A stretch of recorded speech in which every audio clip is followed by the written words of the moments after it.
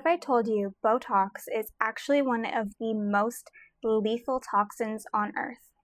It's classified as a bioterrorism threat, yet women all around the world are injecting this into their faces every day. Hi, my name is Lena, and in today's video I'm going to be uncovering the hidden truth about Botox and how it's a part of a war on women and against God's natural design. Now, before we start, I want to talk about what Botox really is and how it's doing more harm than good. Botulinum toxin, aka Botox, is a neurotoxin, a group of 8 neurotoxic proteins produced by the bacterium Clostridium botulinum-related species. Clostridium botulinum is a bacterium that produces a potent toxin responsible for botulism, a serious illness that can cause paralysis and respiratory failure. It thrives in low oxygen environments. What does botulinum toxin, aka Botox, do? It prevents the release of the neurotransmitter acetylcholine from axon endings at the neuromuscular junction, thus causing flaccid paralysis. So this toxin causes the disease botulism. The toxin is also used commercially for medical and cosmetic purposes. There are 7 main types of botulism, named from types A to G. New types are occasionally found, but types A and B are capable of causing disease in humans. Type A is most common in the Botox injection you get in your face. Now I know what you're going to say, well, obviously they only use a small amount for Botox injections and make sure it's safe, so it won't actually hurt humans. And to that, I say that there is no regulations and there is no safe amount. There are thousands of cases of death by Botox, permanent disability, life-altering effects that are documented, but this industry does a good job at hiding these cases. However, based on the recent FAERS FDA adverse event reporting system submissions, tens of thousands of adverse event reports exist. With that being said, not all cases are reported or documented, and many mild cases go unrecorded. From my own personal experience, I had been getting Botox from the ripe age of 19. Yes, I was very young, and I stopped getting Botox at 28. I'm now currently 30. I'll be 31 in January. So it's been about 3 years of me being Botox free. The very last time I got Botox was for my 28th birthday, which started with a severe headache and ended in a fever. And from that day on, I told myself I would never get Botox again. That wasn't what originally caused my decision to stop, but that was the last straw. Months prior, I found a woman who started exposing the lies of Botox and how it's important to work on the muscles in your face, lymph stagnation, and other points. She showed her real life results, so I bought her course. I wasn't quite ready to give up Botox just yet though. I didn't know about how harmful it really was, and so I thought that it was still something that I needed. Fast forward, I had this reaction to the Botox, and that's when I said, yeah, never again. Keep in mind, I had been going to the exact same injector since I started getting Botox. So about 10 years of Botox by the same injector. And not once had I ever had a reaction like this. So I'm not blaming the injector, I'm blaming the injection. I wish I knew at the time what I was doing.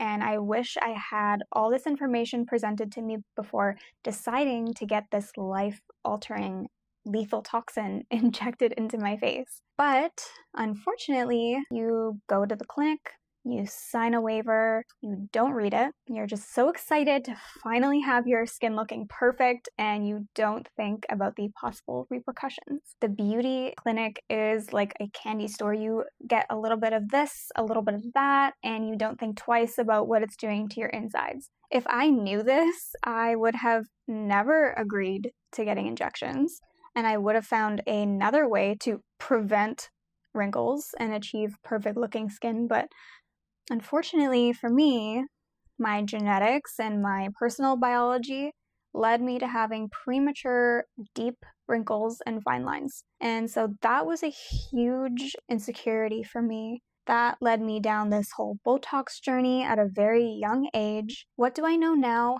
Internal health matters. Prevention by fascia release matters. Lymph stagnation, it's real and it plays a huge role. There are actual preventatives that work and they're more of a consistent commitment, but it all benefits you in the end. You're not risking your health for the short-term band-aid that actually causes more harm than it does to prevent anything, because Botox doesn't actually prevent anything.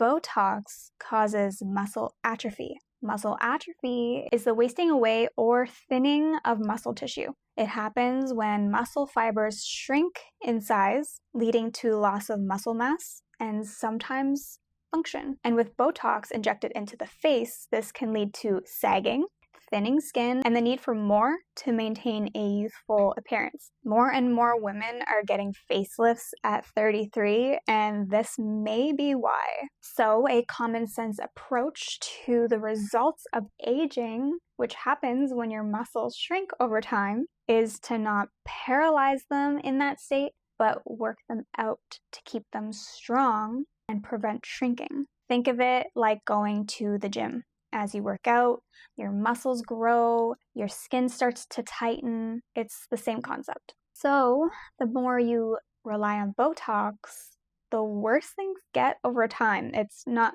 just putting your muscles on pause, it's actually destroying them altogether. But it's not just the muscles that you're harming, because with even just the small amount, the toxin attacks your body's nervous system, causing difficulty breathing, and even more alarming, Botox can enter your brain. Yeah, let me say that again. Botox can enter your brain. Botox can also migrate to unintended areas, causing facial asymmetry, droopy eyelids, or even uneven smiles. From my personal experience, no matter how the Botox was injected into my face, it would always leave my eyelids more heavy and look even more hooded. And that's not what I was going there for. I wanted to lift, but it never worked out for me. And then I also noticed after I stopped getting Botox and it wore off, I would begin to clench my jaw, which was extremely painful because I was doing it while I was sleeping. Prior to Botox, I never had this issue. Also, I have had a brow twitch that I never had before, and in certain moments of me trying to relax my forehead and my brows, they begin to rapidly twitch, which I'm working on now with facial massages. They will help with that over time, but that takes some time. I've done a lot of damage to my face getting Botox. So this is a serious subject. This is not a joking matter. This is people's lives that we're messing with here. Instead of a cure, we're hit with an illusion of cure. It's a temporary fix for something that can actually be reversed with the right approach. It's the illusion of a cure because you need to keep going back, spending money to maintain the temporary fix. That's not a cure. That's not a preventative. That's a trap. It's a lie. That's manipulation. That's gaslighting. That's dependency on something that doesn't work. It's an endless bill. And let's be real, Botox isn't preventing aging. It's causing it. It's speeding up the process, especially when these young women are going when they don't even need it yet. Hello, I went when I was 19. Are you kidding me? These places don't care about you. They don't care about your health. They just want your money. A cured patient is a lost customer. It's one of my favorite quotes because it's so true. Another study has shown that paralysis caused by Botox deprives the brain of sensory inputs normally generated by forehead and facial movement. But what's even more alarming and unexpected is that both hands suffer a loss of cortical brain activity following a relatively small amount of loss of facial movements. I didn't know that before, and that's something I learned recently, and that is extremely alarming, because what do you mean my hands are losing a loss of cortical brain activity? When I found that information out, I was taken aback, because you think it usually just stays in this region. But what do you mean that it travels all the way down to my hands and it affects my cortical brain activity? So on that note, here's the other side of this topic that needs to be talked about.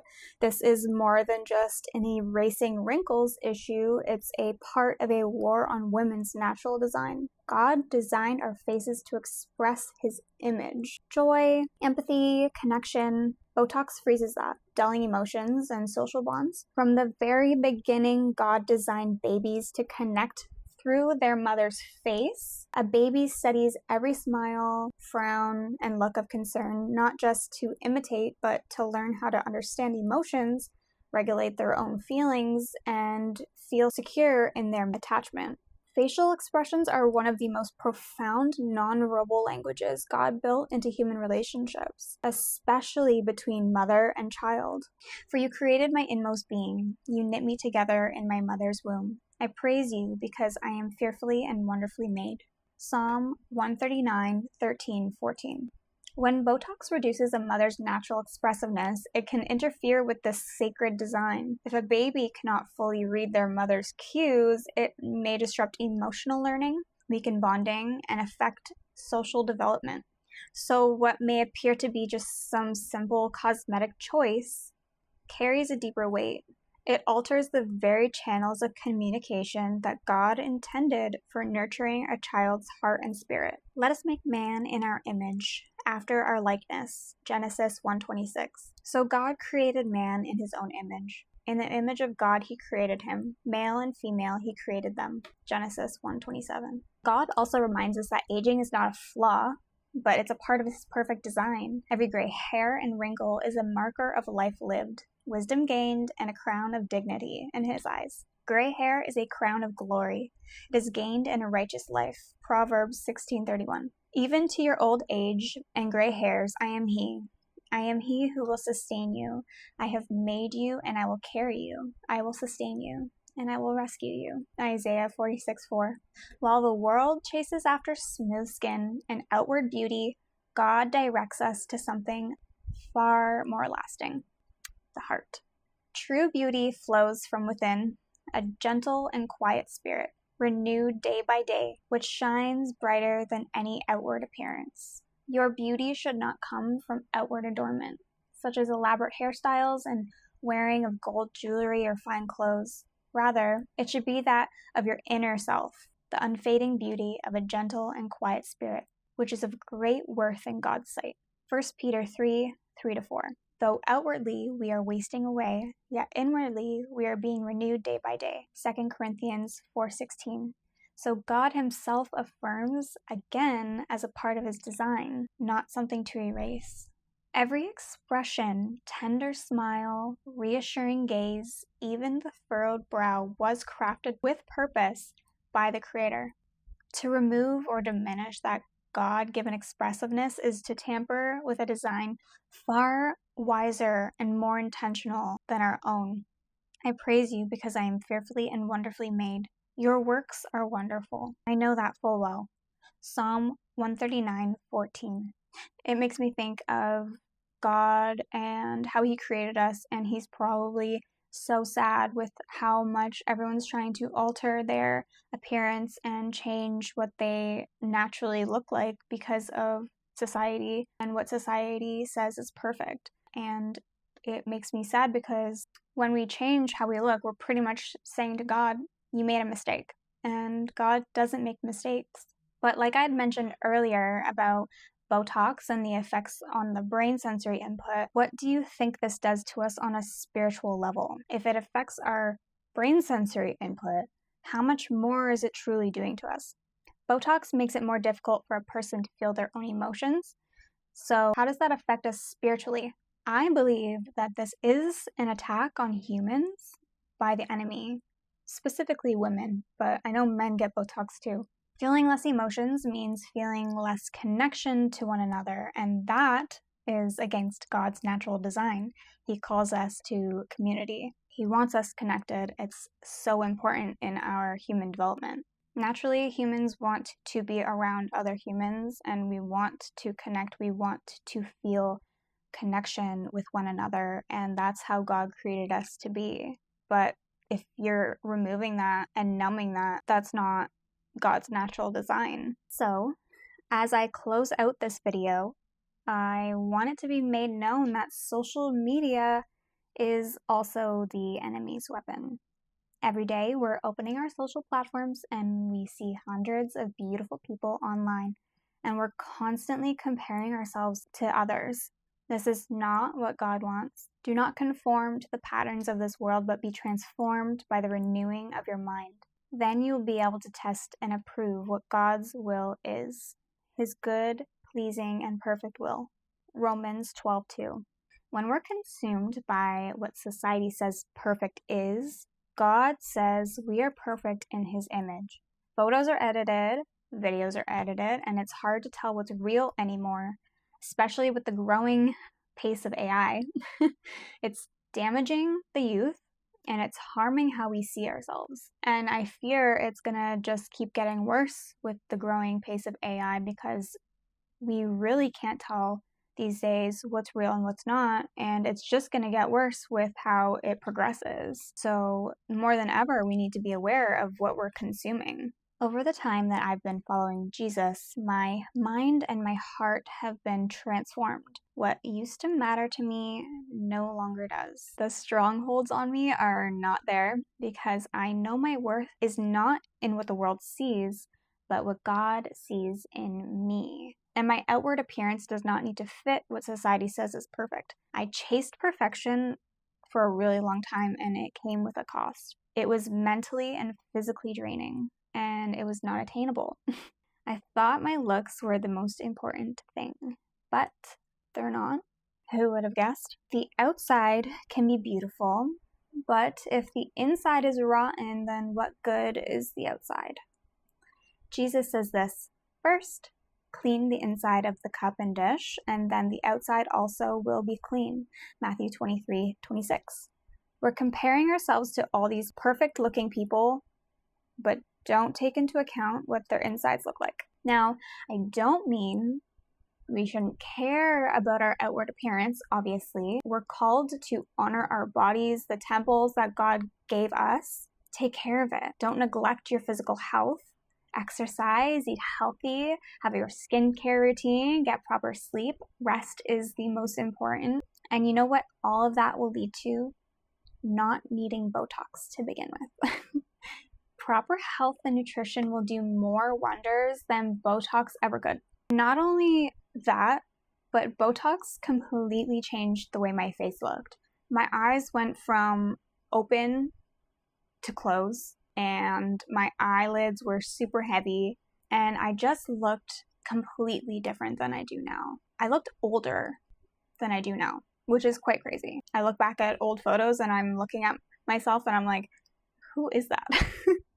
Because I do not look like the same person I looked like 3 years ago. And over time, Botox slowly wears off. It doesn't just wear off in that 6 months. It also depends on your metabolism, but I did notice mine took quite a while, and it actually took around the 2-year mark for me to look almost back to normal. But it took a full 3 years for my face to truly go back to its original state. So how long is Botox really staying in our systems for? They say it's 6 months, but mine was 3 years. So that makes you think, what is it really doing to us? How much is it really affecting us? It honestly blows my mind when I started learning about all of this information, how much we're being lied to and how dangerous this really is. I could go on for a really long time about Botox and many other topics. So before this video gets far too long, I just really hope that this video blessed somebody. My prayer is that you continue to seek the truth, continue to do your research on everything, because a lot of popularized things are often a trap by the enemy.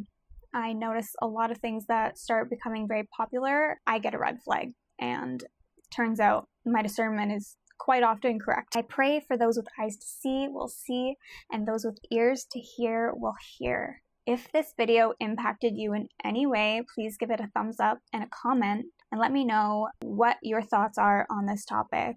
If you want to learn more about topics like this and many, many more, please subscribe. I have so much more to say because this runs deep, but this video would be far too long for me to uncover it all. So I truly appreciate you watching, and I really hope to see you in my next video. God bless.